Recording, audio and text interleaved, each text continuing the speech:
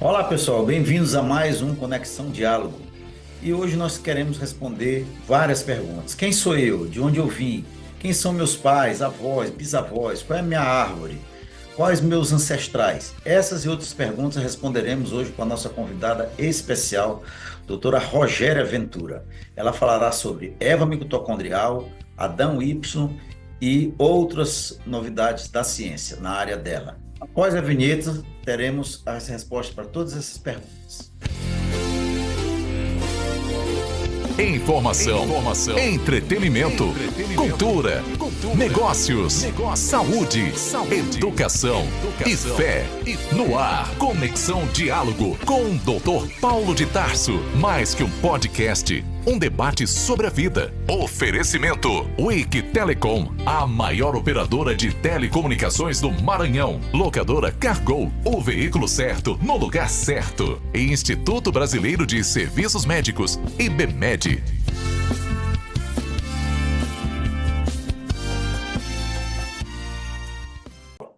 Hoje temos a honra de conversar com uma pessoa especial.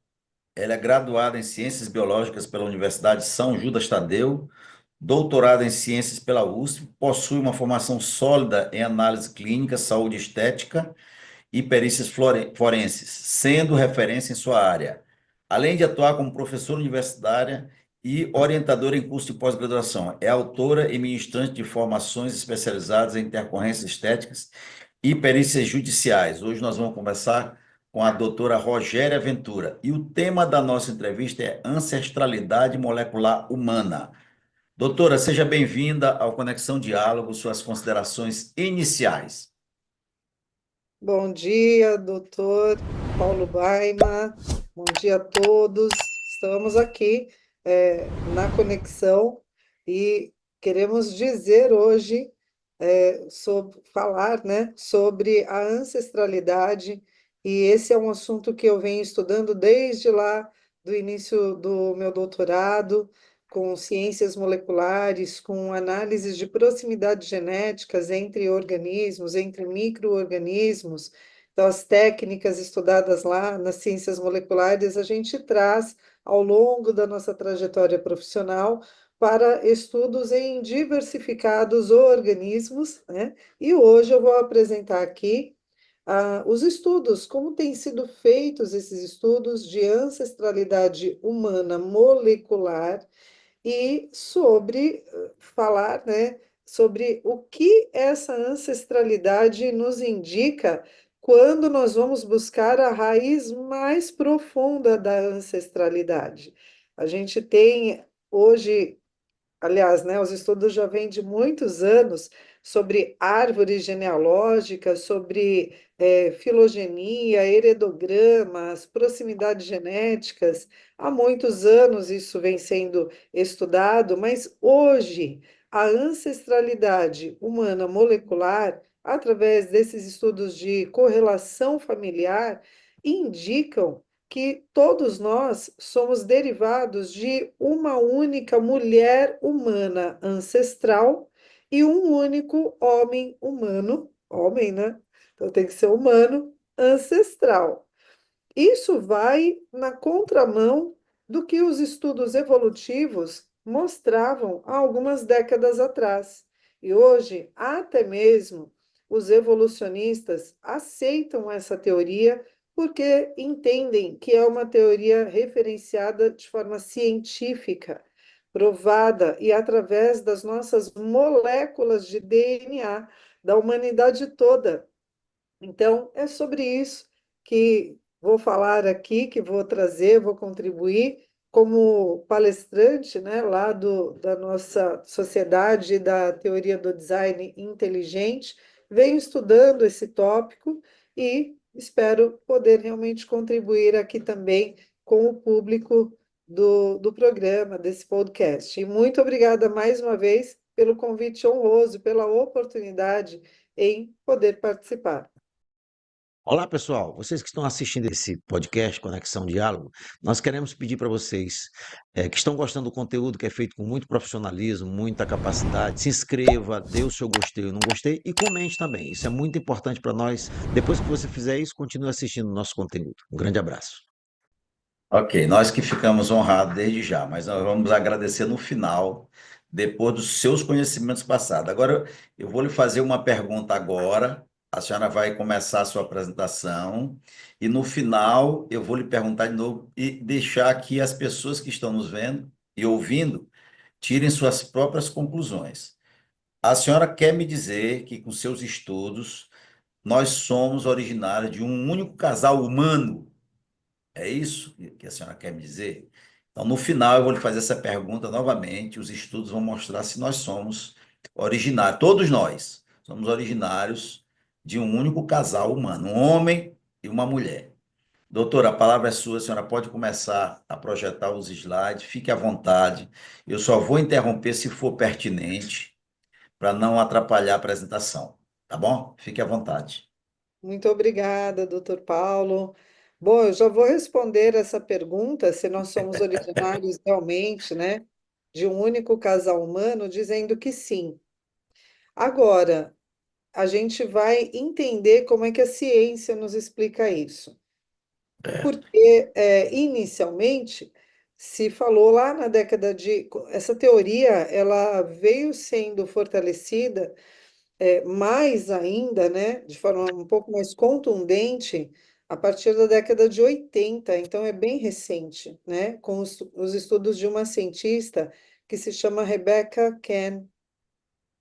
Essa cientista, ela publicou em revistas altamente indexadas no mundo que nós somos realmente derivados a partir de uma única fêmea humana, certo? E essa mulher, essa fêmea humana ancestral de toda a humanidade, ficou denominada Eva, Eva mitocondrial. E mitocondrial por causa do tipo de DNA que foi analisado, um DNA da mitocôndria. E essa mitocôndria é uma organela que nós temos nas nossas células. E estudando, então, o DNA desta organela, a partir da década de 80, que ficou muito mais ressaltado, ficou estabelecido que, de fato, né, todas as pessoas hoje vivas no mundo foram derivadas de uma única ancestral comum, humana, lá há milhares de anos atrás. E quantos milhares de anos atrás? Isso eu vou discorrer também aqui ao longo da apresentação. Agora, digo, doutor Paulo, que então nós podemos afirmar que de fato toda a humanidade é derivada de um casal, porque se descobriram essa Eva mitocondrial, ela só pode ter tido filhos a partir de uma relação conjugal ou de uma conjugação biológica, como a gente diz, né? Em termos um pouquinho mais biológicos. Então, sim, nós somos derivados de um único casal, nós humanos. É verdade que muitos cientistas evolucionistas, né, e que têm essa vertente, eles vão dizer que essa fêmea humana é a nossa mais recente ancestral comum. E muitos defendem que existiam outras fêmeas humanas, né, que elas também tiveram proles, filhos, mas que os seus filhos, por algumas questões aí ambientais e que envolvem também questões biológicas, não persistiram, não houve ali uma perpetuação daquelas proles de outras humanas. Então, somente dessa humana é que a prole foi forte biologicamente o suficiente para persistir. Essa é uma das narrativas, né? É um dos pensamentos aí, das possibilidades que os evolucionistas trazem. E eu já vou trazer um ponto de discussão sobre essa tese. Se muitas outras mulheres existiam, então, lá no passado, ao longo do desenvolvimento da Terra, né, do planeta, e apenas uma mulher, será que apenas uma mulher ancestral teria tido um útero forte o suficiente, né? Teria ali uma resistência orgânica suficiente para gerar proles, e dessa prole, mais proles e mais filhos até popular o mundo todo? Puxa, muitas mulheres existiam, mas apenas uma dessas centenas ou milhares de mulheres que existiam, apenas uma conseguiu perpetuar a sua prole? Isso não é algo muito estranho? Então, esse é um ponto de interrogação para essa narrativa. O que nós podemos melhor entender, né? O que que indica, qual é o melhor indício para nós sobre isso? É que, de fato, uma humana que tinha um organismo bem consolidado, forte, um organismo, vou ousar aqui dizer, muito bem desenhado, um organismo funcional, que dá certo. Essa humana, ela pôde ter a sua prole perpetuada, a partir de uma que foi o ponto inicial, de fato, né? E não várias outras humanas que coexistiam com ela no planeta, em várias áreas do planeta, e nenhuma delas foi forte o suficiente para que a prole se propagasse. Apenas uma, e essa uma humana, ela é derivada, ela existiu, na verdade, não derivada, mas ela existiu, conforme os estudos moleculares apontam, ela existiu ali no norte da África, né? E nós temos aí a idade dessa humana, há quantos milhares de anos atrás ela existiu, apontado por estudos moleculares, estudos científicos, pautados pautado em todo o rigor de protocolos científicos, de experimentação, de análise por pares dos dados gerados, então estudos verdadeiros, né? Aceitos mundialmente. Uma única humana gerou toda a humanidade atual. Sobre isso, então, é que a gente vai falar aí sobre a ancestralidade genética. E eu trago aqui o título Ancestralidade Genética, por quê? Hoje, doutor Paulo, Sim. quando as pessoas vão no laboratório buscar saber, eu quero saber quem são os meus ancestrais, né? Então, existe lá o estudo, o exame de ancestralidade genética, que nós podemos fazer para saber: será que eu tinha parentes na Europa? Será que eu tinha parentes na Ásia? Quem são meus ancestrais? Então, através desses estudos, é que os laboratórios conseguem dizer, eles vão coletar sangue da pessoa, vão, a partir dessa amostra de sangue, extrair o DNA e vão analisar a sequência de DNA desse indivíduo. Compara-se a sequência de DNA do indivíduo com a sequência de DNA de um banco de dados mundial e com pontos específicos para justamente saber com quem que aquela pessoa molecularmente se parece mais, com que populações. É um brasileiro, mas ele também tem uma porcentagem ali do seu genoma parecido com o genoma de africanos, tem uma outra menor porcentagem parecido com o genoma de asiático. Então essa pessoa, esse brasileiro, ele tem parentes ancestrais na África e na Ásia. Então, esses estudos de ancestralidade, eles vão trazer um mapeamento, né? Quem são os parentes ancestrais daquele indivíduo. Isso serve, doutor Paulo, Sim. para algumas finalidades, né? A primeira finalidade é realmente a pessoa entender melhor sobre a sua história familiar ancestral. É uma vontade da pessoa, é um desejo de conhecer.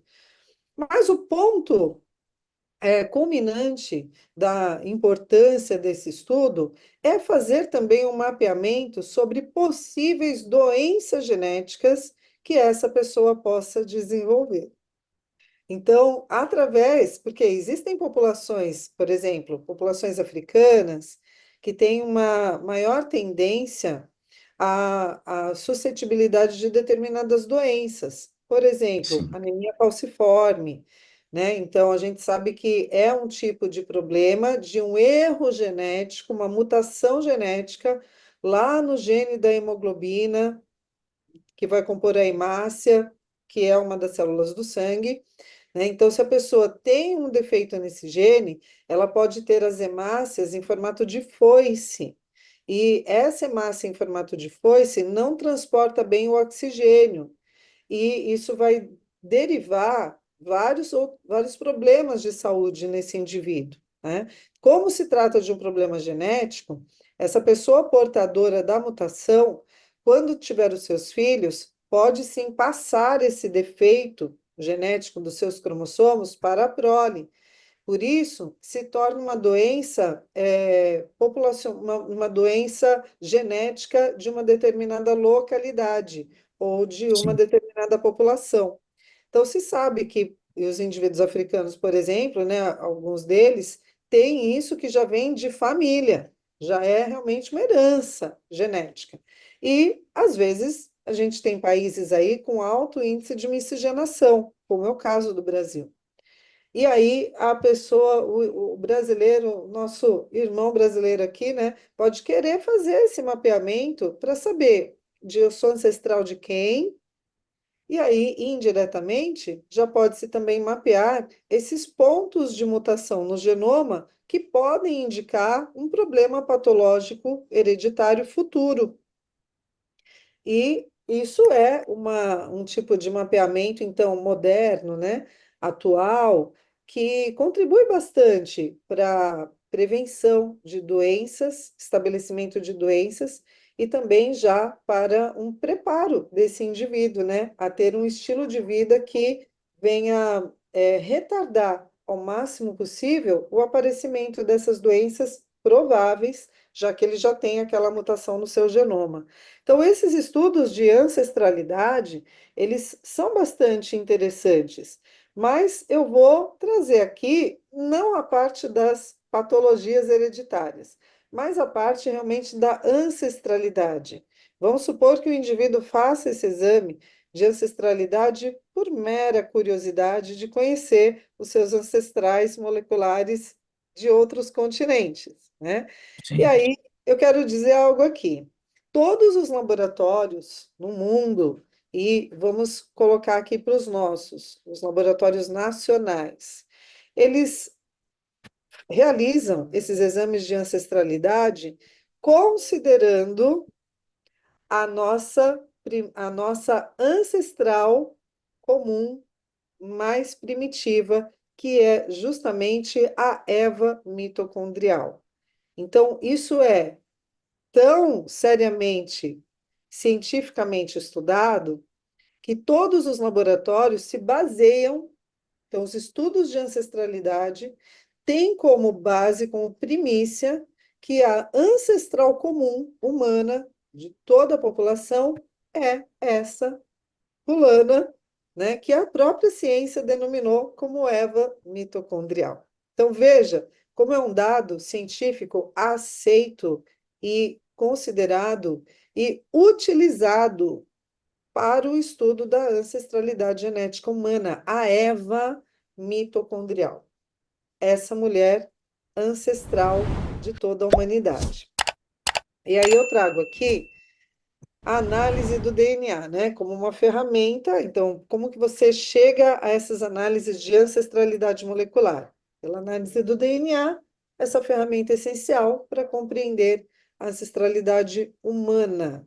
Nós poderíamos fazer vários estudos de ancestralidade, então poderia se realizar estudos de ancestralidade por fenótipo, por aparência somado aos estudos de ancestralidade por descritos históricos. O filho pergunta para a mãe: quem é minha avó? Se a avó não for viva, né? Sua avó é fulana, o nome dela é tal. Como que ela era? Ela era de tal jeito.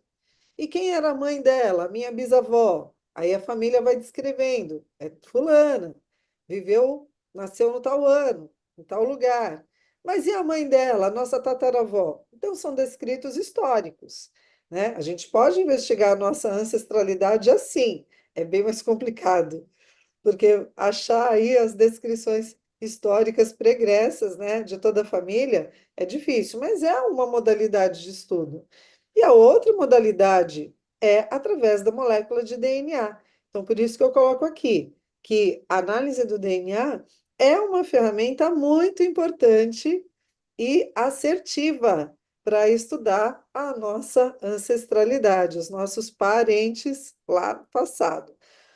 As análises de variação genética do DNA dos indivíduos é que vão apontar quem são os nossos parentes. Se a gente tem uma sequências de DNA muito parecidas, muito próximas, evidentemente que então somos parentes mais próximos. Por outro lado, se o nosso genoma tem um pouco mais de diferença, então existe uma distância no nosso parentesco. Então, através da análise das sequências de DNA, é que se aproxima quem é mais próximo de quem é mais parecido com quem. E através dessas análises também mutacionais. O DNA ele sofre mutações, às vezes de uma geração para outra.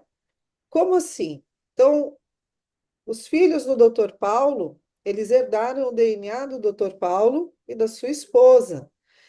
Quando o doutor Paulo passou para os seus filhos os seus cromossomos, eles foram na sua íntegra, mas nesse transporte, né, na formação dos filhos, pode ter ocorrido alguns pontinhos mínimos de mudança na sequência de DNA. Essa mudança é a mutação.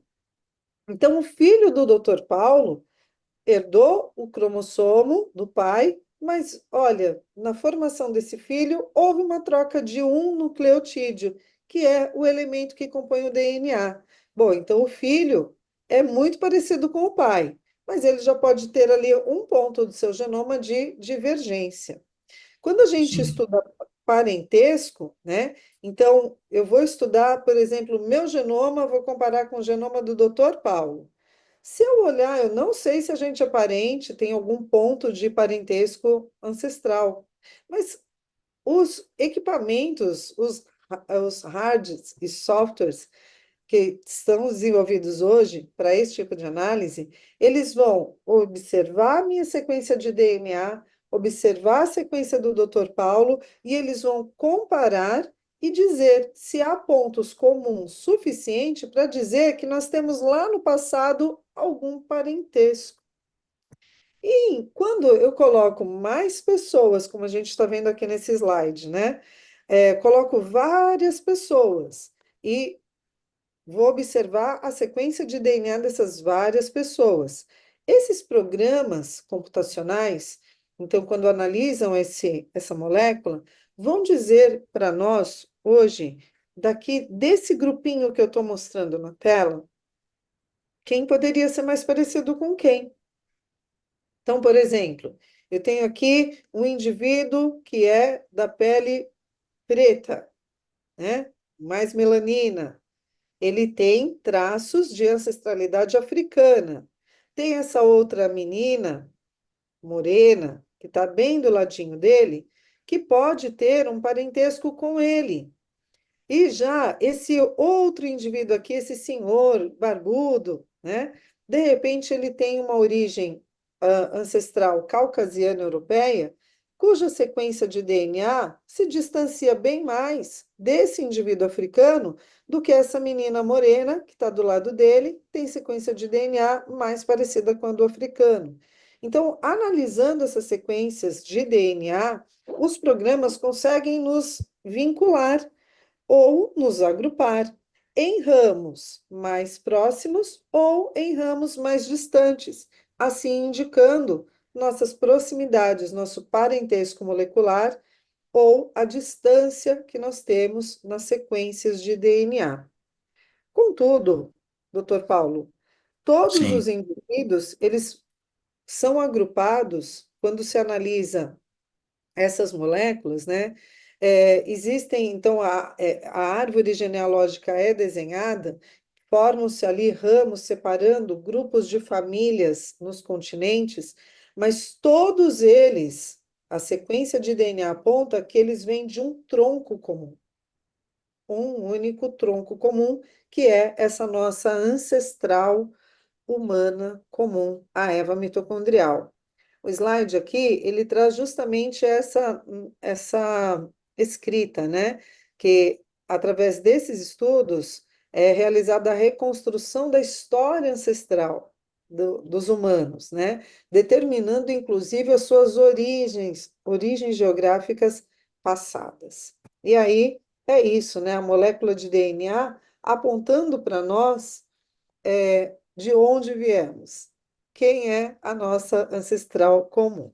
Só para ilustrar aqui, para quem não estuda muito a parte biológica das moléculas, o DNA, nós temos então aqui nessa figurinha uma esfera azul cheinha de cromossomos. São filamentos da molécula DNA. E lá em cima nós temos aqui uma fita de DNA, uma molécula que é dupla, como a gente consegue enxergar, e ela é uma molécula dupla fita combinada. As duas fitas se arranjam, se combinam, né? Constituindo então aqui, nessa outra figurinha com fundo branco, eu vejo a partir lá da parte superior um cromossomo, e quando a gente vai ver ele mais de pertinho, desenrolando aí o cromossomo, né? A gente chega a essa fita de DNA pareada, então, que está toda enrolada, entrelaçada em Sim, si, nesse formato helicoidal que a gente diz, né? E mais na parte inferior aqui dessa figura branca, aí a gente já está vendo letrinhas. Pois é, essas letrinhas nós é que demos aí a ilustração, né? Porque a fita é uma molécula, é um elemento orgânico.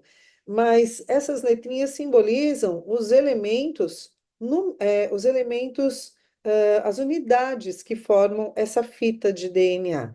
Essas unidades são os nucleotídeos. E as letras vão representar a primeira letra do nome do nucleotídeo. O A para adenina, o T para timina, G, guanina e C, citosina. Então, nossa fita de DNA, basicamente, ela é composta de 4 elementos que vão se colocando um do lado do outro em combinações diversas, né? Como a gente está vendo aqui, sequências diversas, sendo que eu tenho aqui uma fita de DNA com essas várias letrinhas, então eu entendo que são os vários nucleotídeos na sequência, né? Um do ladinho do outro. E na fita que complementa-se a essa de cima, né? Então, eu tenho aqui a fita de baixo, também a sequência de nucleotídeos que estão ali num determinado repertório, e essa não é aleatório, que nada na nossa vida é aleatório, né? Tudo tem um porquê, tudo tem um propósito, tudo tem uma razão. Quando a gente olha na fita de cima, a letrinha A, eu vejo na fita de baixo a letra T, se combinando aqui, né? O A com o T, adenina com timina.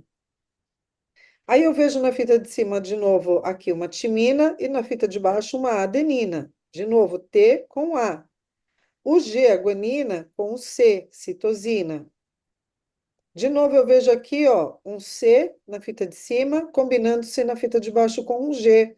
Então, a combinação é sempre a mesma. É um A com um T e um C com um G. Não foge disso. Isso é proposital. E isso se apresenta dessa maneira por causa da própria combinação das moléculas desses nucleotídeos. Não há como um A se combinar com um C e nem com um G. Então, sempre a adenina vai se combinar com uma timina e a guanina vai se combinar com uma citosina. São os blocos do DNA, os bloquinhos, os nucleotídeos. É sempre assim. Por que que é sempre assim? Por causa da constituição dessas moléculas, só se combinam entre si. E isso, doutor Paulo, gera sim. uma estabilidade para a molécula de DNA. Se não fosse assim, a molécula de DNA não teria esse formato. E essa combinação toda molecular, proposital, pareada, né, estável, ela contém nela um grande segredo. Então, essa combinação do A com T, do C com G, contém um segredo para a célula. Na verdade, é um segredo que está muito bem guardado num compartimento estável dentro da célula, que é o núcleo. Aqui a gente está vendo na figura azul uma esfera que é o núcleo da célula, que contém essas fitas de DNA bem complexas, enroladinhas, guardando esse segredo, essa mensagem secreta, que é o nosso código genético. Essa mensagem, ela é muito protegida. E quem é que desvenda esse segredo? Uma maquinaria que nós temos na célula.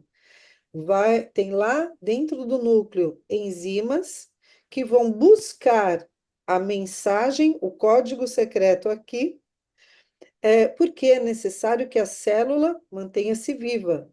A célula vai precisar de proteínas, a célula vai precisar de organelas. Então, vai lá dentro do nosso cofre, que contém as nossas informações, e aí as enzimas buscam essa informação, realizam uma cópia da mensagem contida lá, levam essa cópia para a célula, para o citoplasma, né?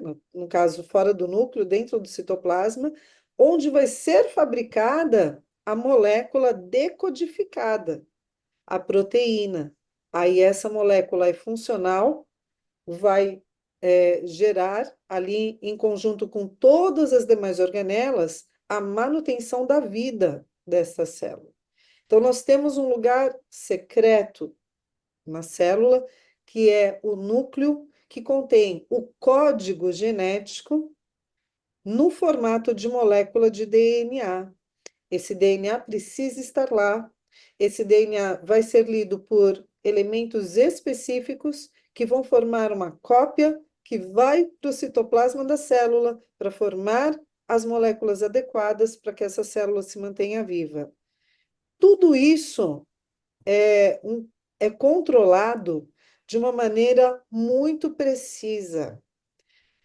É controlado ionicamente, vai além do átomo, chega ao íon. Então, é um controle muito fino, muito bem ajustado para que a célula funcione. E veja que no nosso organismo nós temos trilhões de células compondo o nosso organismo, mas essas células elas são diferentes umas das outras no seu formato, na sua funcionalidade, né? No seu ponto de localização no corpo, no organismo, mas todas elas contêm o mesmo código genético. Todas as fitas de DNA que nós temos estão nas mesmas, em todas as células. As 46 fitas de DNA que nós temos, os cromossomos, estão em todas as nossas células.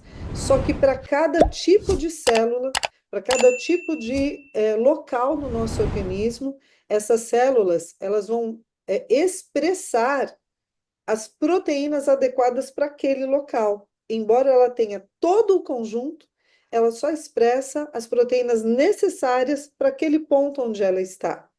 Isso não é um tipo de organização, de mecanismo extremamente inteligente, que todos nós temos, desde a cabeça do bulbo capilar, eu costumo dizer, né? Passando pelo globo ocular, pelo trato digestório, né? A mucosa oral, a nossa saliva, nossa pele, músculo, ossos, sangue, as células, nós somos todos compostos por células. Então, essas células, elas têm o mesmo material genético. Só que por que que uma célula é diferente da outra? Porque ela vai acionar lá no código secreto a informação específica para aquele local onde ela está alocada. Uma célula do fígado não produz, por exemplo, insulina, mas ela tem o gene da insulina em si. Por que que ela não produz insulina? Porque lá no fígado não é o local de produzir insulina. No fígado é necessário produzir enzimas hepáticas, transaminases, né? Entre outras. Então, só se aciona a mensagem secreta lá do DNA para a produção das enzimas específicas do fígado, das proteínas específicas do fígado, embora as células hepáticas tenham todo o repertório de genoma. Olha que coisa espetacular, né? Só nesse sentido do nosso genoma humano, como que ele é acionado especificamente em cada ponto do nosso organismo, com um conjunto de genes adequado para aquela célula, só aí a gente já teria, assim, uma possibilidade de estudar e de se vislumbrar realmente, né, com o maravilhoso controle molecular e celular que nós temos, inteligência pura. E eu só consigo pensar nessa inteligência de uma maneira planejada, porque uma inteligência como essa, de um organismo, ter sido gerada de forma aleatória, aí vai contra a nossa inteligência.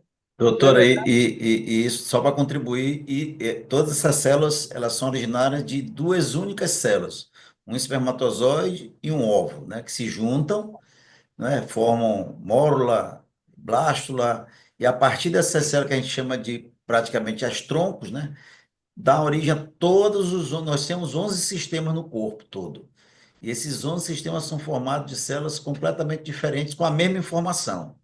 Não é isso? Só para as pessoas Exato, entenderem, quem estiver vendo.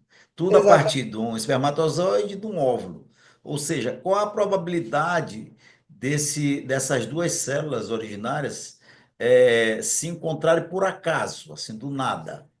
Praticamente nenhuma, né? Nenhuma possibilidade. O É, acaso não poderia fazer isso, né? na verdade, o espermatozoide só se encontra com o óvulo, né? Que hoje em dia a gente chama até o óvulo de ovócito, mas ficou Isso. popularmente conhecido como óvulo, né? Então, o Sim, espermatozoide só se encontra com o óvulo durante a conjugação, sim, certo? A conjugação é um termo biológico de organismos que têm a sua reprodução de forma sexuada.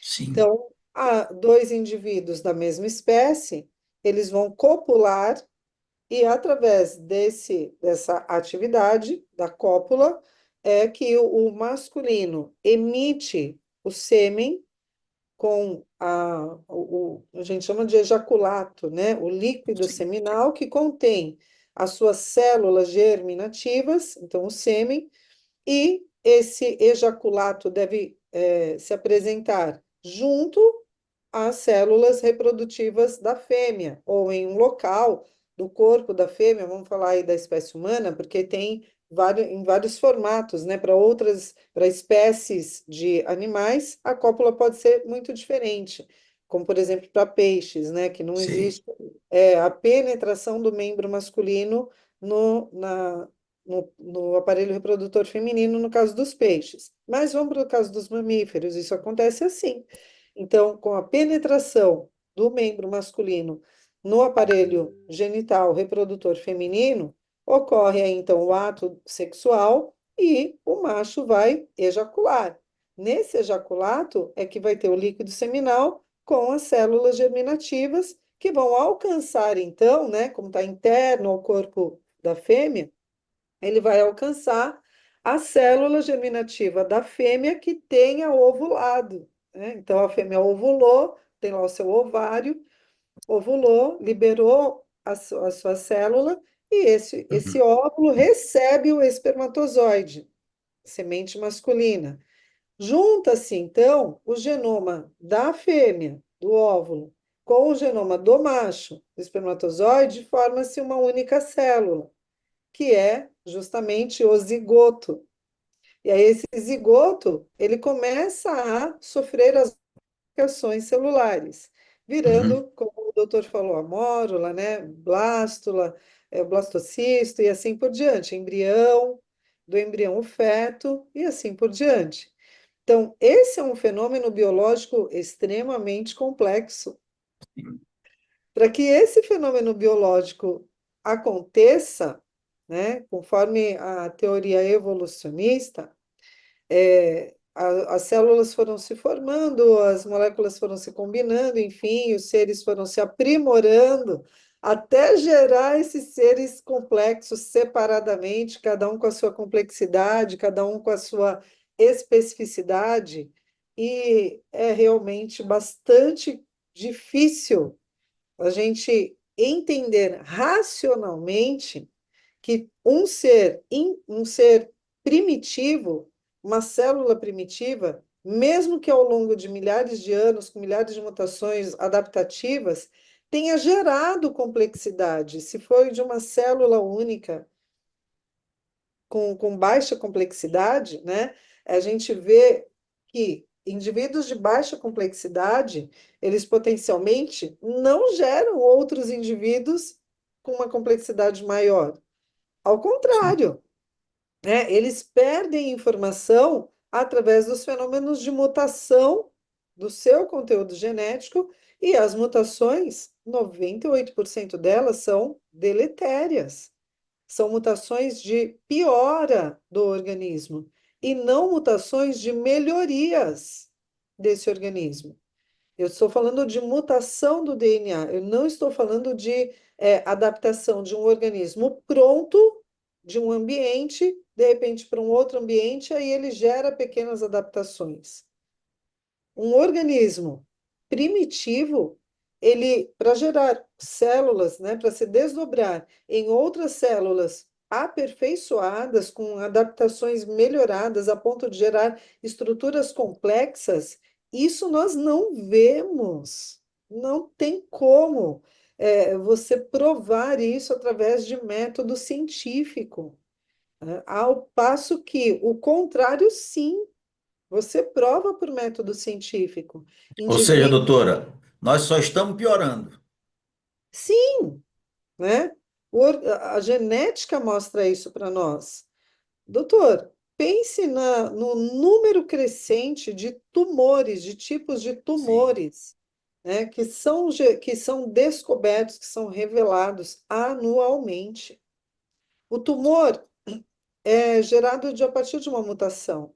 Essa mutação é benéfica ou é maléfica? Ela é maléfica, maléfica. completamente maléfica. Ela deteriora a função do órgão onde aquele tumor se formou, né? Aí Sim, vamos colocar um outro ponto. As intolerâncias alimentares. sim, Eu sou intolerante à lactose, mas eu sim, vou buscar na minha mãe, ela não é intolerante. Meu avô, a bisavó, tataravó, ninguém tinha intolerância à lactose. Interessante é que de uma determinada década para cá, muitas pessoas na população têm apresentado intolerância à lactose. é Não tem, acentuado, né? sim, não tem apresentado um componente de melhoria no processo da lactose. Eu Sim, não vejo isso acontecer, mas eu vejo a piora acontecer. Intolerância ao glúten, doença celíaca, sim, diabetes causada por fatores epigenéticos, né? Diabetes tipo 2, não estou falando da tipo 1. E tantas outras, né, incompatibilidades. A piora na acuidade visual. A gente vê hoje crianças já tendo que usar óculos para corrigir a acuidade visual. Ah, mas é por causa do uso excessivo de telas. É por causa do tipo de radiação. Então, eu estou vendo seres vivos piorando, muitas espécies entrando em extinção. Eu tenho 52 anos. De quando eu me entendo por gente, eu não vi até hoje uma descrição de uma espécie que surgiu a partir de uma melhoria de uma outra espécie, nem bacteriana, né? Então, tudo bem, é um tempo muito curto para evolução, para esse tipo de estudo, é verdade, mas eu tenho estudado a área da ciência pregressa, e eu não vejo relatos desde de centenas de anos atrás, dos primeiros estudiosos, de Mendel e antes dele, né, de relatos de melhorias genéticas naturais que aconteceram de forma aleatória. Eu não vejo isso acontecer. Então, esses estudos de ancestralidade genética, eles correlacionam sim ao nosso ponto de origem, lá, a Eva mitocondrial. Mas a gente, justamente estudando essas mutações e verificando contexto de vida, de qualidade de vida dos seres existentes, nós não detectamos melhorias significativas, nem humanas, nem de ser humano, e nem de animais, e nem de vegetais. As melhorias genéticas que a gente tem visto é provocada, é planejada em laboratório. Melhorias genéticas essas que também não se perpetuam, porque sementes que são obtidas a partir de recombinações genéticas, elas têm um tempo útil de replantio. Elas não vão durar até um, sei lá, o sexto, sétimo replantio. Não persiste. Você tem que estar sempre gerando novas sementes com outras, com melhorias genéticas, aquelas já programadas ou outras, né? Então, não conseguimos detectar isso numa geração e nem descrições pregressas de outros cientistas. Não conseguimos detectar, gente. E como? Qual é o nexo? Onde que está o nexialismo, né? Onde é que se combinam essas informações para a gente entender que foi por melhorias genéticas ancestrais de bilhões de anos aí, as pessoas trabalham com números inimagináveis, né?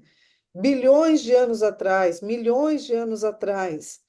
É muito complexo. Então, o que que a ciência hoje nos mostra? Eu vou ficar com a simplicidade da ciência do que ela consegue nos contextualizar. Olha, a ciência nos mostra estudos pregressos e seres vivos a partir de milhares de anos atrás, mas não consegue chegar nesses bilhões, não tem nenhum marcador de, de, de elemento qualquer que consiga datar bilhões de anos. Essas datações, elas são datações projetadas em programas computacionais, a partir de inferências que são opiniões científicas e não materialidade, né? A materialidade não consegue chegar em datações pregressas de milhões, milhões de anos, quanto mais bilhões. Então, são inferências que vêm a partir de pontos aí de possibilidades, hipóteses, né? E assim a gente progride. Mas o que eu trago aqui nesses estudos de ancestralidade é justamente a questão aí do DNA nos levando, aí sim, vamos falar de coisas pautadas, de estudos feitos em bancada, né? Análise material. Então, o DNA da humanidade, de indivíduos de cada continente, foi estudado, comparado, confrontado, para levar a esses parentescos. Eu estou mostrando aqui, nesse slide, né? Nós temos nessa tela que eu acabei de colocar, pessoas aqui com as fitas de DNA, e essas fitas, então, mostrando as suas sequências de nucleotídeos. E aí nós temos grifado aqui, na primeira fita, uma adenina, que está na cor roxa, uma guanina, que está na cor azul, e uma timina, que está ali na fita com cor laranja. São três pessoas com suas sequências de DNA comparadas, e nós vemos em um único ponto aqui dessa sequência, né? Pode reparar que a sequência é igualzinha das três Sim. pessoas. Mas nesse único ponto, existem diferenças, né? Existe diferença. Desse primeiro indivíduo, eu tenho uma adenina, no segundo, eu tenho neste único ponto uma guanina, e no terceiro indivíduo, eu tenho uma timina. E aí eu tenho uma sigla lá em cima, SNP, Single Nucleotide Polymorphism, né? Polimorfismo de nucleotídeo único. Você vê, doutor, que nós temos aí Sim. sequências extremamente parecidas, mas nós temos pontos dispersos no nosso genoma com um único nucleotídeo, muitas vezes, que é diferente de uma pessoa para outra. Então, é nesse ponto, são esses pontos, essas SNPs, como a gente dá o apelido, né? Esses pontinhos de diferença entre as pessoas é que são utilizados para comparar. Pode ser que entre eu e o senhor, doutor Paulo, nós tenhamos 5 pontos, 5 SNPs de diferença no nosso genoma todo. Aí, quando eu vou comparar o meu genoma com o genoma de uma outra pessoa, né, do João Silva, por exemplo, que é de um outro continente, eu já tenho 10 pontos de diferença com o João da Silva. Quem é, então, a pessoa mais próxima a mim, comparando pelo genoma? O doutor Paulo, porque entre eu e o doutor Paulo tem 5 pontos de diferença no genoma. 5 SNPs espalhadas lá nos cromossomos, que é diferente entre eu e o doutor Paulo. Já entre eu e o João da Silva, tem 10 pontos de diferença. Então, obviamente, eu sou muito mais próxima do senhor, do doutor Paulo. O meu parentesco com ele é maior. Então, utilizando esse tipo de comparação, é que os laboratórios hoje fazem esses exames de ancestralidade genética. Eles executam assim, comparando já com um banco de dados, doutor Paulo, gigante, né? Que existem bancos de dados de genoma da população, de milhares de pessoas. E aqui eu mostro esses pontos de comparação. Então, nós vemos aqui numa família, como é que essas SNPs aparecem?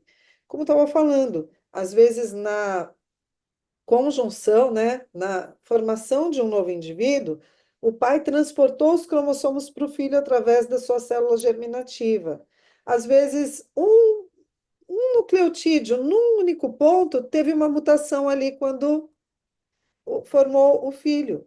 E aí formou-se uma SNP. A gente vê aqui nessa árvore genealógica, então, ó, esse pai, né?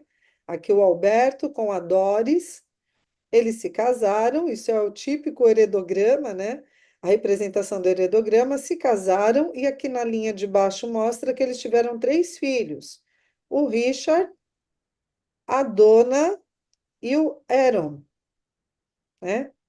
O Richard, ele herdou os cromossomos dos pais, mas olha só, aconteceu uma mutação em um único nucleotídeo dele, então ele já carrega um nucleotídeo diferente dos pais. Sim. E ele vai passar essa diferença para os seus filhos. Esse Richard se casou aqui com a Ellen e eles tiveram, olha só, Amber, Scott e John. O Richard e a Ellen passaram seus cromossomos para os seus filhos.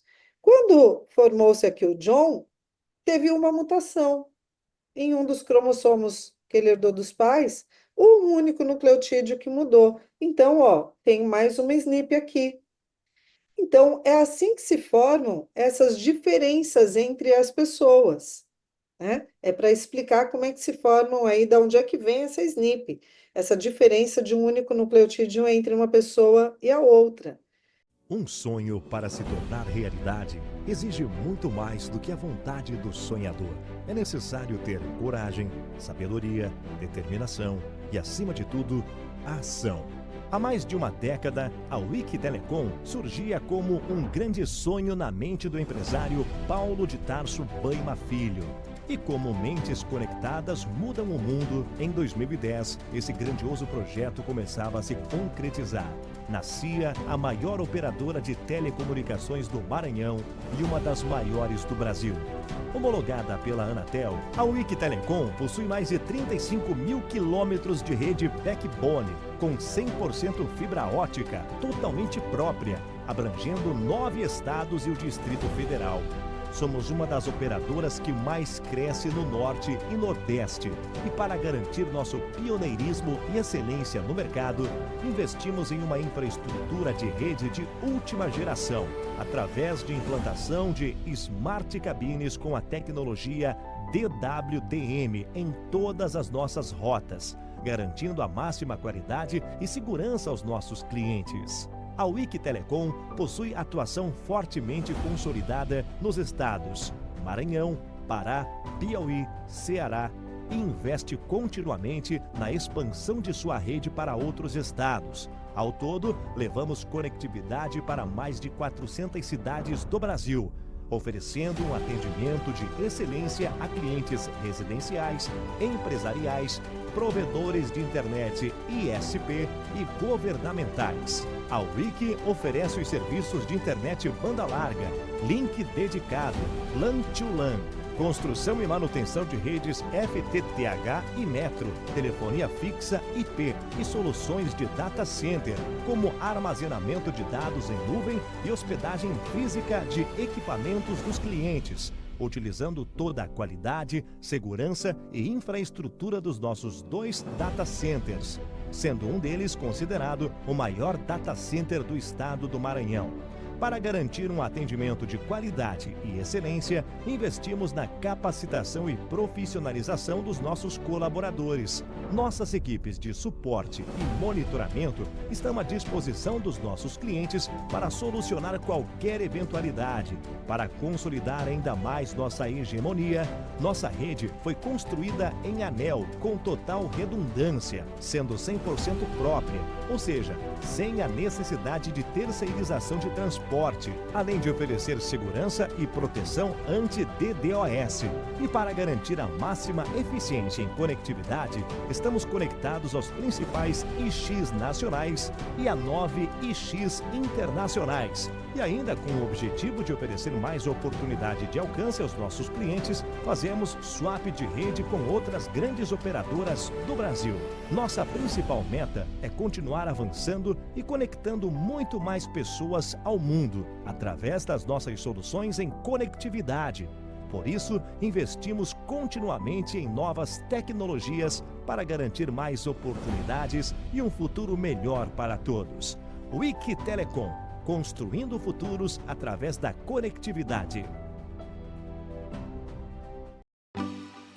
Olá pessoal, eu sou Vitória Ribeiro e estou hoje no Céu Dental, um dos patrocinadores do podcast Conexão Diálogo. O Céu Dental é um centro odontológico especializado em atendimentos e serviços de qualidade. Já tem mais de 40 anos de mercado e está hoje localizado no Renascença, no edifício Office Tower. O Céu Dental oferece serviços como próteses totais, implantes dentários e muito mais, sempre com profissionais experientes e tecnologia moderna.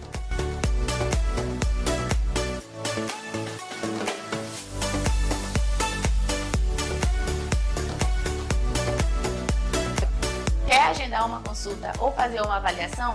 Basta entrar em contato através do número 98 32 21 4174.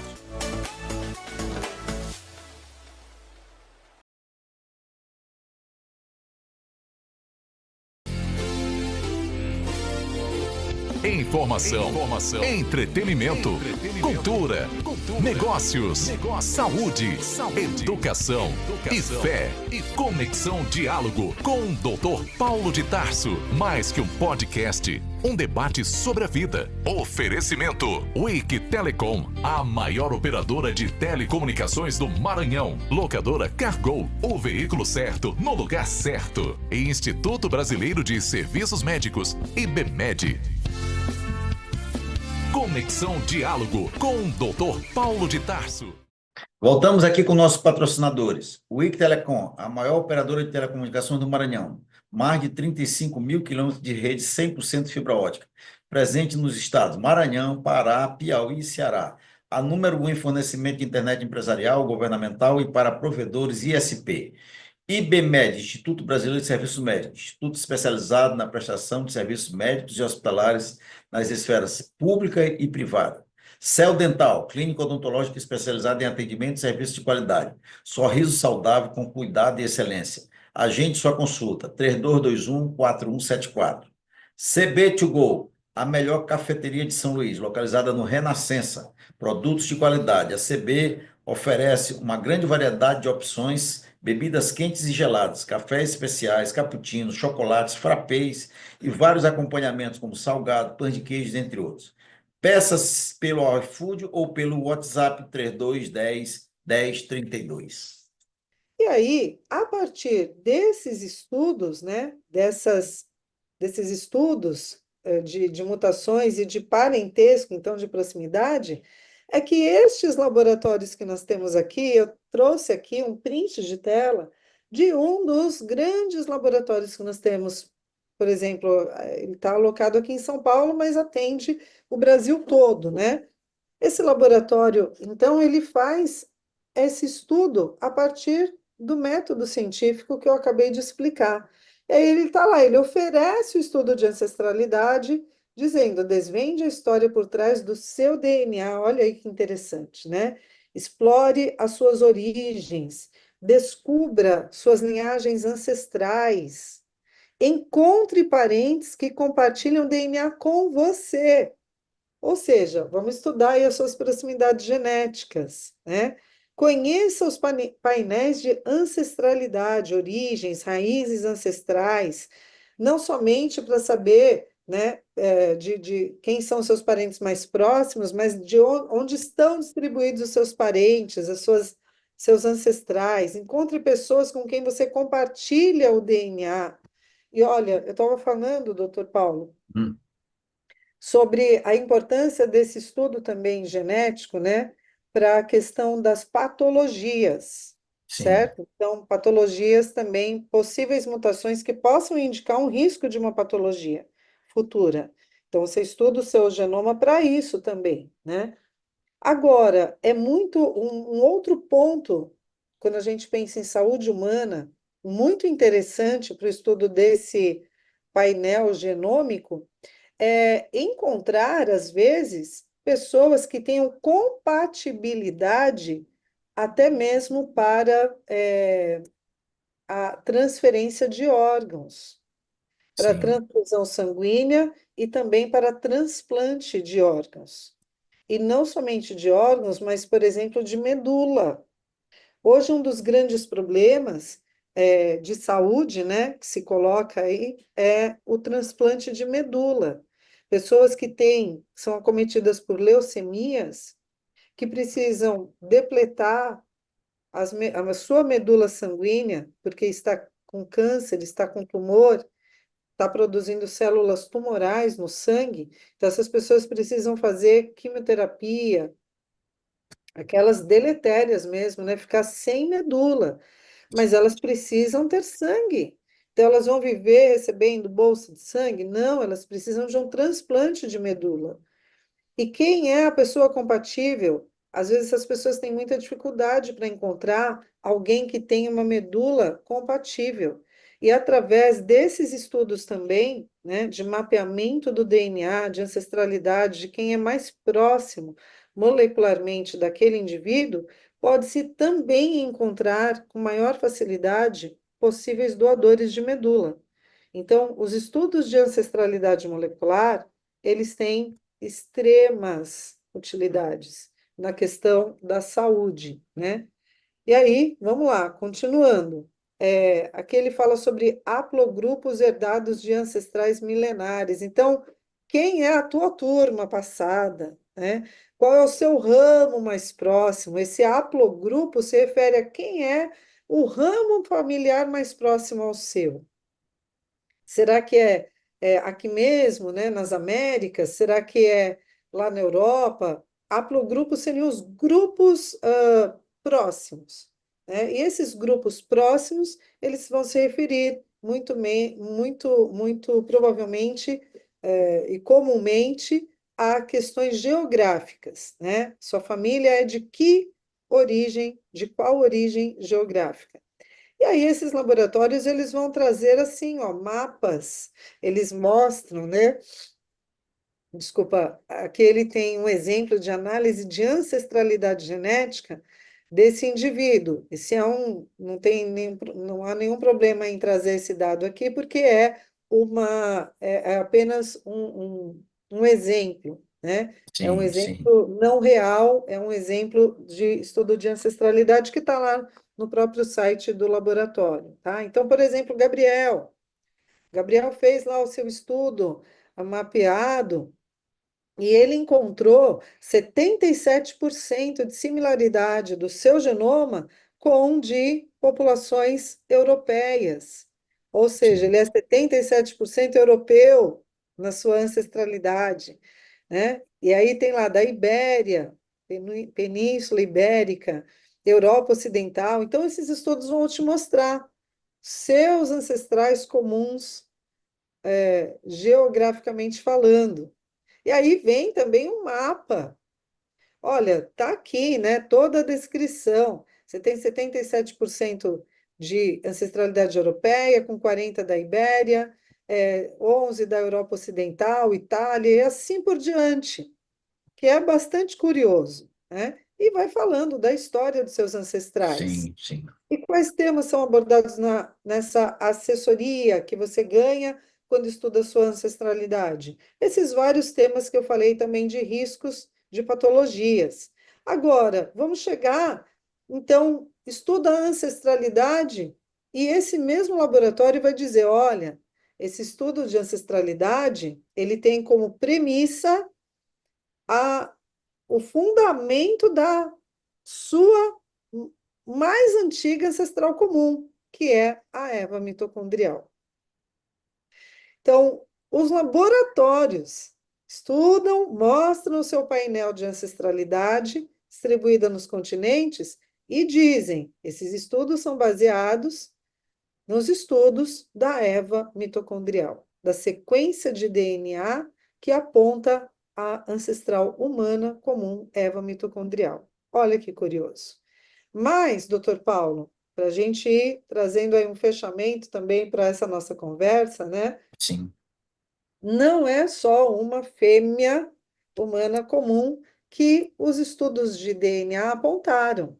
Esses estudos também apontaram, só que agora estudando uma outra parte do genoma, o cromossomo Y. Ah, e deixa eu explicar antes uma coisa aqui. Por que Eva mitocondrial? Porque sim, vem do sim. Isso é DNA importante explicar. mitocondrial, né? Vem do DNA mitocondrial. Mitocôndria é uma organela que nós temos nas nossas células. E por que que usou essa organela para apontar a Eva? Porque nós só recebemos DNA mitocondrial da mãe. O pai não contribui com as suas mitocôndrias. Quando acontece lá a fecundação, só entra lá no óvulo o núcleo do espermatozoide. Não entra o resto. Todo o corpo do espermatozoide, com as mitocôndrias que ficam numa parte da cauda intermediária, Sim, é expelido, é degradado, é jogado fora, né? Nesse sentido de biológico, não entra no óvulo. Só entra o núcleo do espermatozoide que vem com os cromossomos do pai, tá? Então, aí fecha lá, forma o zigoto. O que que esse zigoto tem? Aí ele vai ter o núcleo do óvulo, que são os cromossomos da mãe, que tem os cromossomos da mãe, o núcleo do espermatozoide, que já degradou, né? Tá com os espermatozoides do pai, então agora, desculpa, com os cromossomos do pai. Então, esse óvulo, esse zigoto que se formou, ele tá com cromossomos maternos e paternos. Só que ele está abrigado dentro da célula, que era o óvulo. E no sim. óvulo tem mitocôndria. Mitocôndria de quem? Da mãe. Da mãe. Então vai ter DNA mitocondrial somente da mãe, porque não veio mitocôndria do pai. Por essa razão é que se estudou ancestralidade humana, quem é a mãe original? Então, pelo estudo do DNA mitocondrial, ó, foi herdando o DNA da mitocôndria da Só se mãe, consegue rastrear o DNA isso, da mãe e na a avó mitocôndria. herdou da bisavó, da tataravó, e assim por diante. Então, chegou-se nessa ancestral comum, Eva, mitocondrial, uma humana. Olá, pessoal. Vocês que estão assistindo esse podcast Conexão Diálogo, nós queremos pedir para vocês que estão gostando do conteúdo que é feito com muito profissionalismo, muita capacidade, se inscreva, dê o seu gostei ou não gostei e comente também. Isso é muito importante para nós. Depois que você fizer isso, continue assistindo o nosso conteúdo. Um grande abraço. E aí, estudou-se também ancestralidade a partir de outro ponto do genoma, que é o cromossomo Y.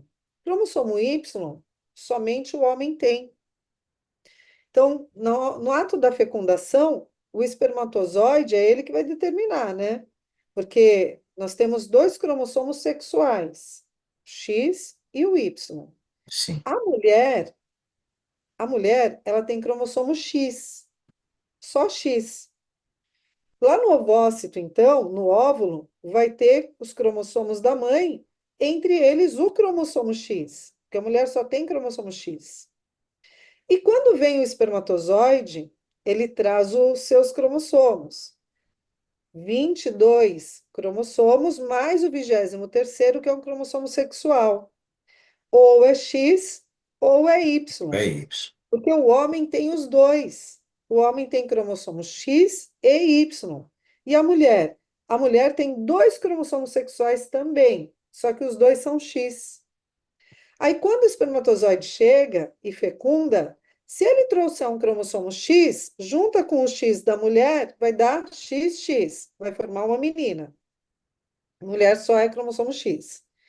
Se o espermatozoide, por outro lado, trouxer um cromossomo Y, junta com o X que tem na mãe, aí vai ter um X e um Y. Vai formar o quê? Homem, menino. Por quê? O genoma sexual do homem é XY. O Y vem do espermatozoide. Foram estudar, doutor Paulo, esses cromossomos Y, então, porque o doutor Paulo, ele tem um cromossomo Y que veio do pai dele, Sim. né? É o homem que transmite. O pai dele herdou o cromossomo Y do vô Do dele, pai, do avô, do pai pai do dele, pai. sim. E o pai do pai herdou do pai também, Avô, do do avô do avô. meu pai. E aí vai, vamos voltando atrás dessa conversa. Então foram estudar o cromossomo Y dos homens modernos, atuais, de todos os continentes. Compararam as sequências de cromossomo Y de todos os homens, aliás, não de todos os homens, né? Mas de amostragens de homens de vários continentes e número significativo, para realmente termos uma informação sólida, consolidada. Quando eles foram analisar, fazer essas comparações todas, cromossomo Y, será que os homens, o cromossomo Y vai apontar também uma ancestralidade similar ao que o DNA mitocondrial apontou? Sim. Porque agora é um DNA cromossômico, é totalmente diferente do DNA mitocondrial. É nuclear, tem uma outra complexidade, né? O DNA mitocondrial é bem mais simples. O DNA cromossômico é muito maior, muito mais complexo. Doutor Paulo, quando foram analisar isso, chegaram numa conclusão totalmente compatível com o da Eva. Viram que todos os homens, quando compara as sequências, eles são provenientes de um único homem ancestral comum que viveu lá na África também. E isso vai respondendo àquela sua pergunta inicial da nossa conversa. Sim. São derivados de um casal, É, não é? humano, humano. Mas calma, eu não estou aqui falando, não estou dizendo que, olha, então descobriram a Eva mitocondrial, descobriram que todos os homens são provenientes de um único homem ancestral comum, porque esse estudo apontado agora é pelo cromossomo Y. É outro tipo de indicador, de marcador molecular, que acho que duvidaram, né? Falaram, ah, pela mitocôndria vai dar isso, mas quando a gente for analisar genoma cromossômico, vai dar outra coisa. E olha o que que aconteceu. Quando foi estudar o genoma cromossômico, cromossomo Y, também apontou para um único homem ancestral comum que também viveu na África, há milhares de anos atrás. Então, os dois pontos do genoma analisados, e tem muitos outros pontos do genoma que são analisados, mas através Doutora, de. só para contribuir, milhares de anos atrás, não milhões de anos atrás, né? Exato, exato. Os estudos de relógio molecular apontam para milhares de anos atrás. Nenhum chegou a calibrar com milhões de anos. E assim, né, doutor? Vamos entender que esses programas, eles são calibrados também por dados científicos sim, e foram projetados, né, por estudiosos da área, certo? Por cientistas da área. É, Agora, existem alguns pontos, alguns elementos que podem ser regulados na sua calibração. E a gente vê aí alguns softwares que cientistas regulam para apontar uma determinada informação, um determinado agrupamento. O que nós estamos falando aqui é de estudos científicos que foram realizados através de softwares e que sim, foram conferidos por vários outros grupos de cientistas e que sim, realmente foram fidedignos, sim, né? Então, estamos falando de informação científica verdadeira, honesta, né? sim, É, feita e refeita, reavaliada, reanalisada por pares, por outros grupos, né? Porque você acha que uma publicação dessa não ia ser duvidada, não ia ter sim, dúvida, né? Não ia gerar pontos de dúvida? Você acha que outros cientistas no mundo espalhados aí em vários pontos do planeta não iriam repetir ou avaliar ou tentar achar as falhas desse apontamento? Claro sim, que e fizeram e refazem, né? Esses estudos, eles são refeitos, eles são reanalisados com inclusão de dados, inclusive, né? Ah, vamos incluir mais genomas, vamos incluir mais sequências para ver se vai dar o mesmo resultado, se não vai bagunçar aqui com essa inferência. E não. Quanto mais sequência se acrescenta a esse tipo de comparação, mais se consolida essa afirmação aqui. Porque, inclusive, os estudos iniciais da Rebecca Cann foram feitos com um número pequeno de amostras. E aí outros cientistas foram avaliar para validar isso, ou para sim, invalidar, né? E eles foram acrescentando os dados, e o próprio grupo da Rebecca Cann associado a outros consórcios de laboratórios científicos no mundo, foram somando esforços, criando bancos de dados que são consultados publicamente por qualquer pessoa para avaliar se a veracidade das informações, né? Então, eles foram fazendo, e isso é feito, inclusive, né? Conforme se sequencia mais amostras de outras pessoas, essas amostras são incluídas nas análises, nos bancos de dados, e são analisados aí o tempo todo para ver se não vai dar alguma coisa diferente em alguma hora. E sim, não, os resultados são consolidados com maior número de amostras, mais se consolida essa afirmação. E aí acharam quando foram comparar as sequências de DNA do cromossomo Y, então agora só linhagem masculina. Vamos avaliar, cadê o vô? Cadê o ancestral comum, né? O tataravô? Onde está? E acharam um único homem, a sequência apontou isso, toda a população humana derivada de um único homem, ou pelo menos a ancestralidade masculina, né? Que viveu lá na África ancestral. Esse homem, pela ciência, foi denominado então de Adão Y. Olha que nome interessante, né? Adão Y.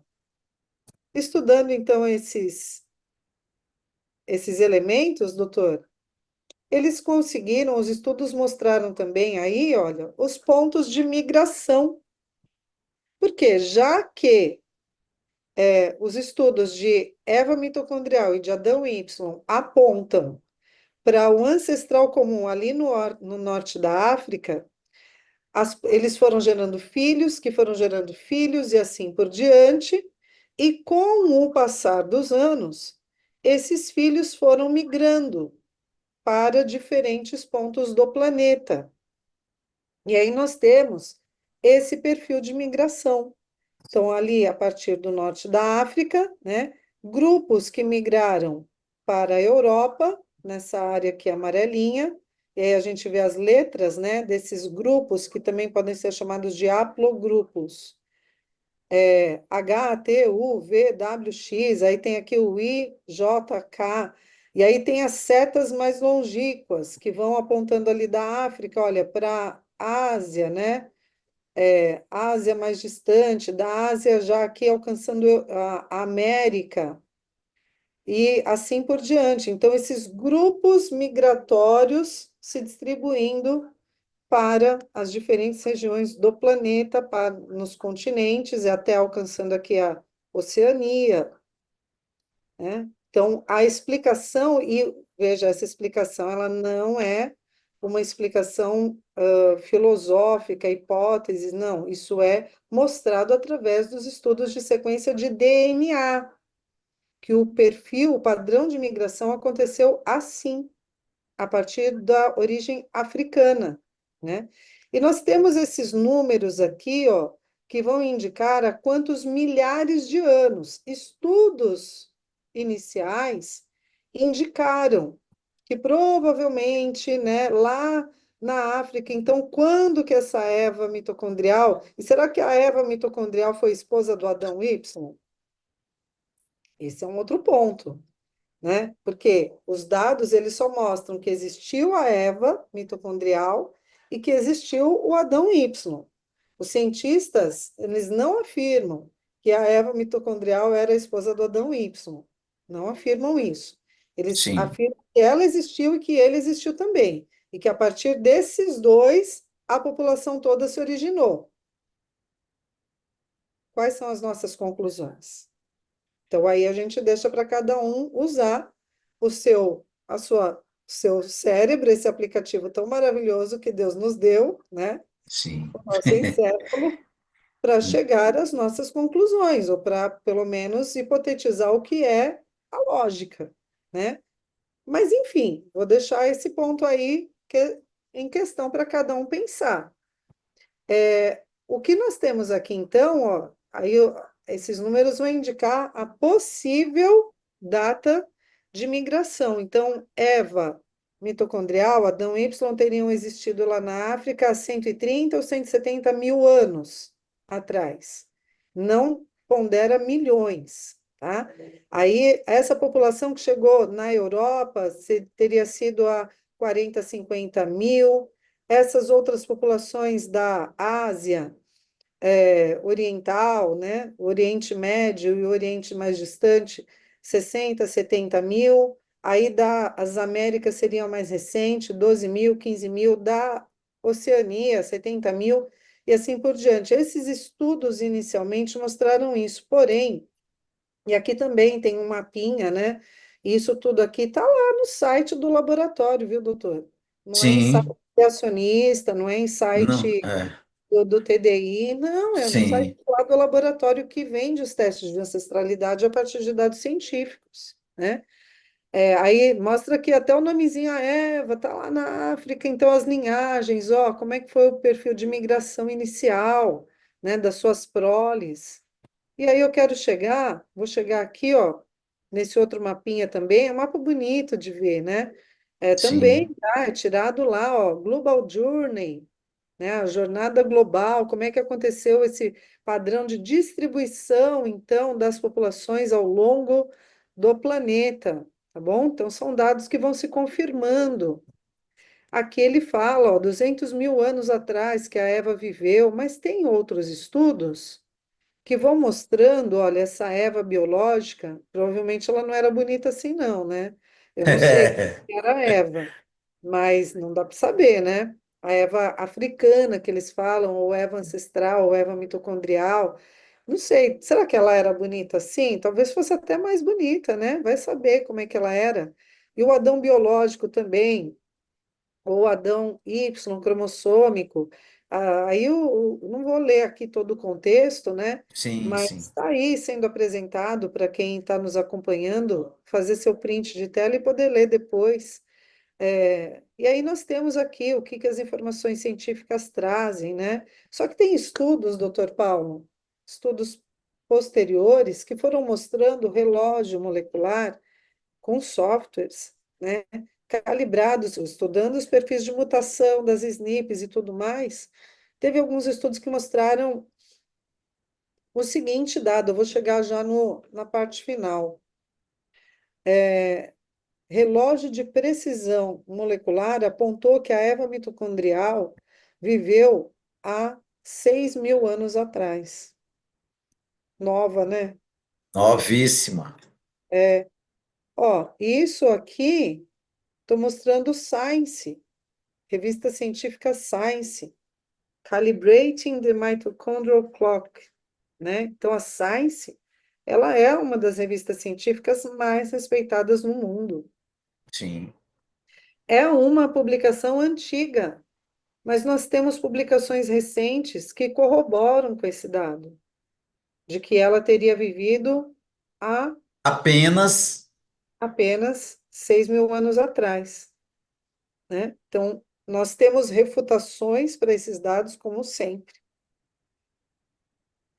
Será que ela viveu? Alguns grupos de cientistas vão aceitar a idade de 200.000, sim, outros aceitam de 28.000, outros aceitam de 6.000.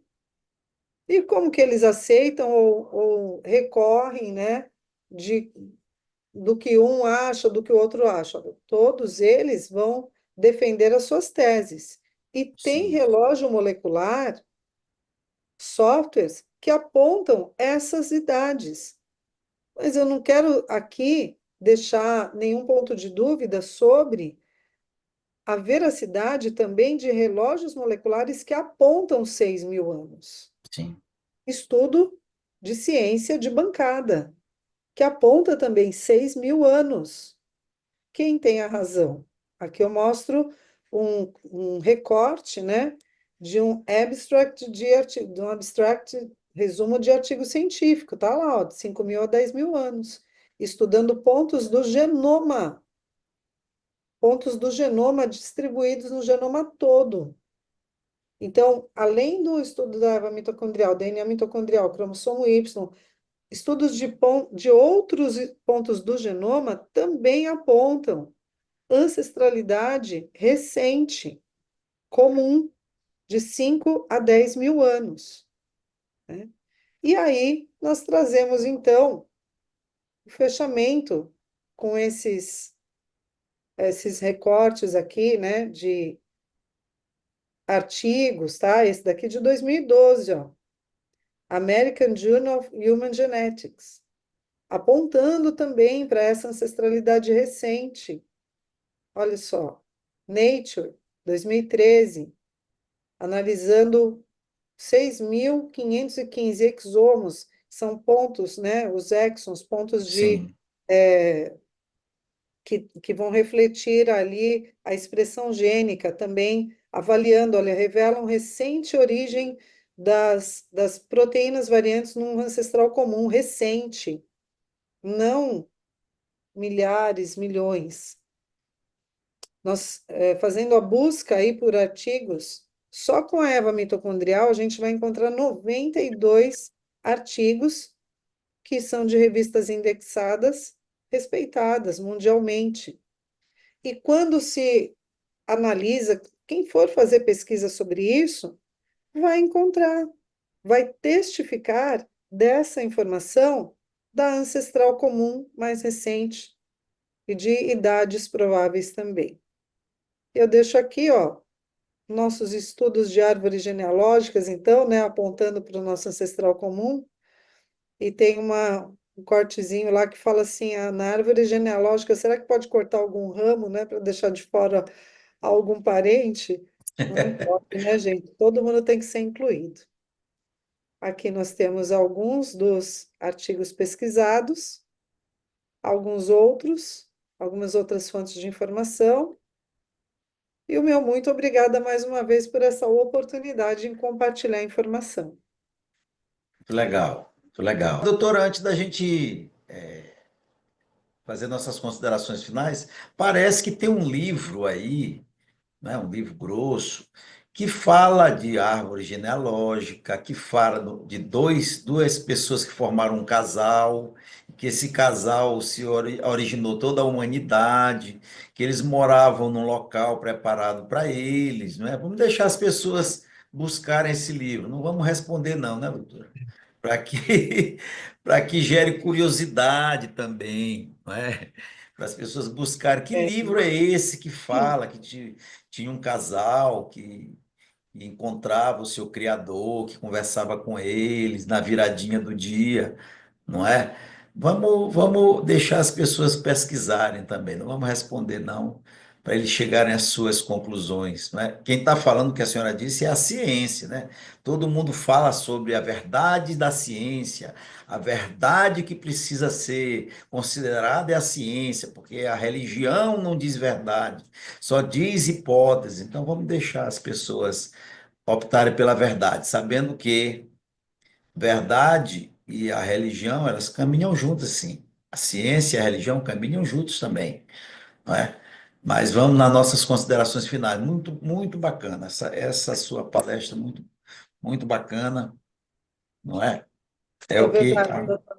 E lembrando que esse mesmo livro, ele traz numerosas histórias que têm sido, inclusive, testificadas através Sim, de artefatos encontrados por historiadores e por arqueólogos sérios, sim, cristãos e não cristãos, arqueólogos novos e arqueólogos já de currículo avantajado, e sim. muitos artefatos que têm sido encontrados, eles são ali também testificados nesse mesmo livro. Exatamente, exatamente.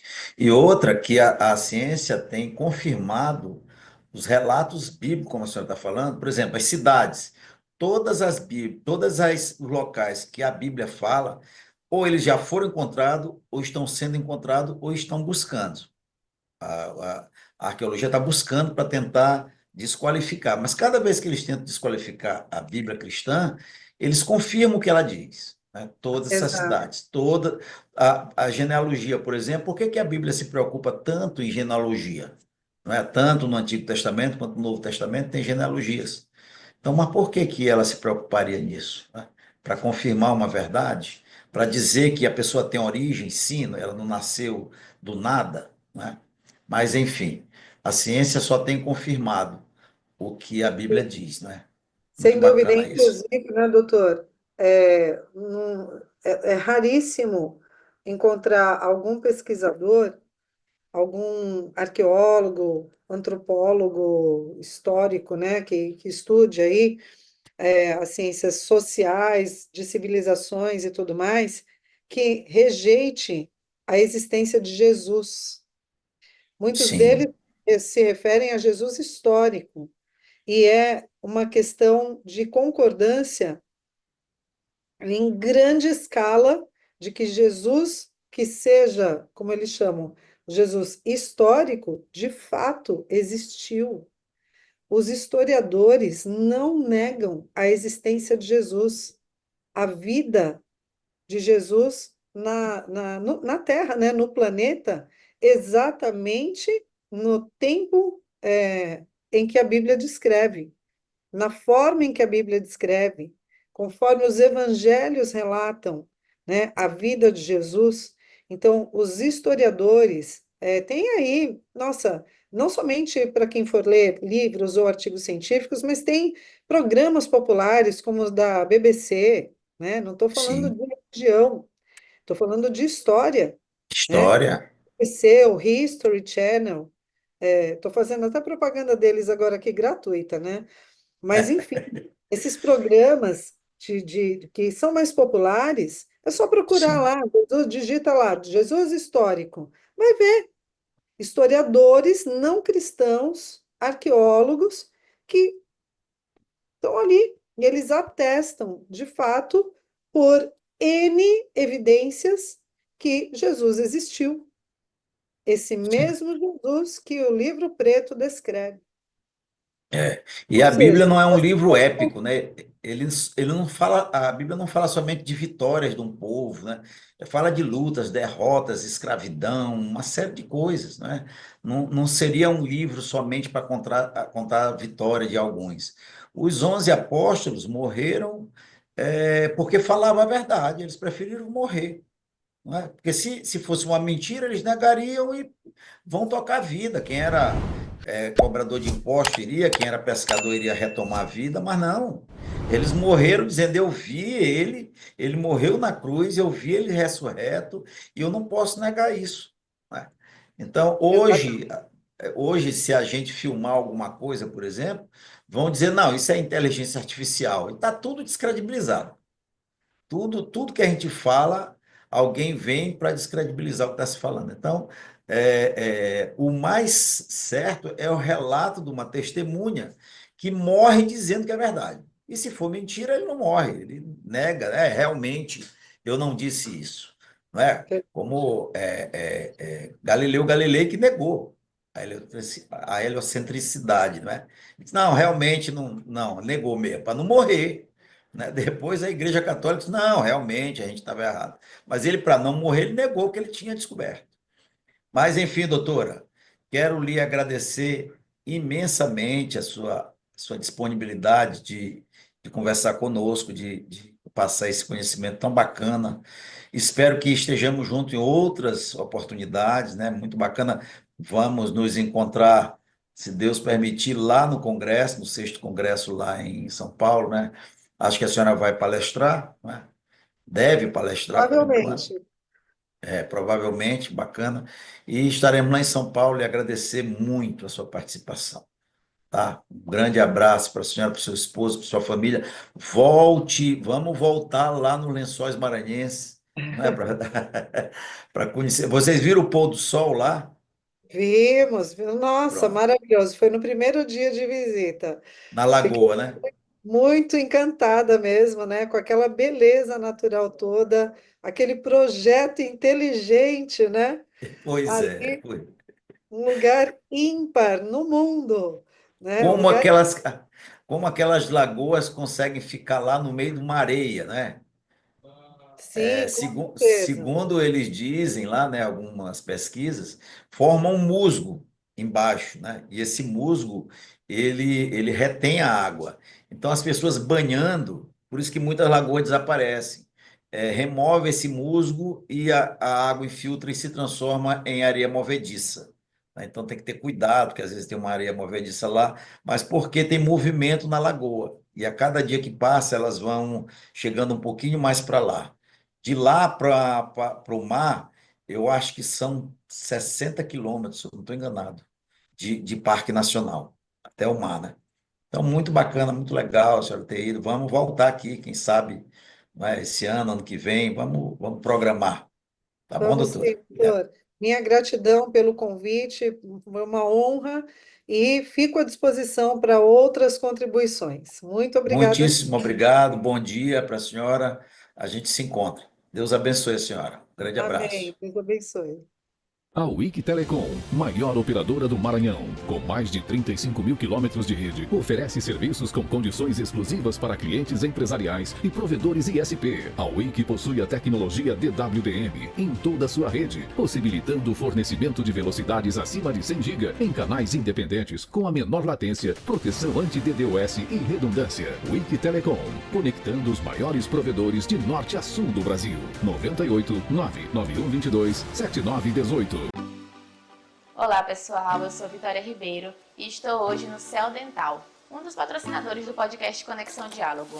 O Céu Dental é um centro odontológico especializado em atendimentos e serviços de qualidade. Já tem mais de 40 anos de mercado e está hoje localizado no Renascença, no edifício Office Tower. O Céu Dental oferece serviços como próteses totais, implantes dentários e muito mais, sempre com profissionais experientes e tecnologia moderna.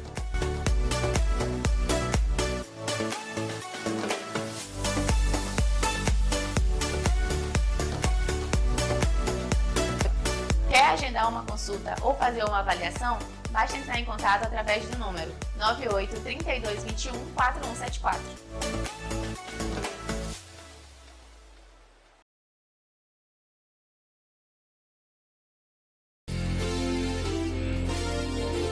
Informação, entretenimento, cultura, negócios, saúde, educação e fé.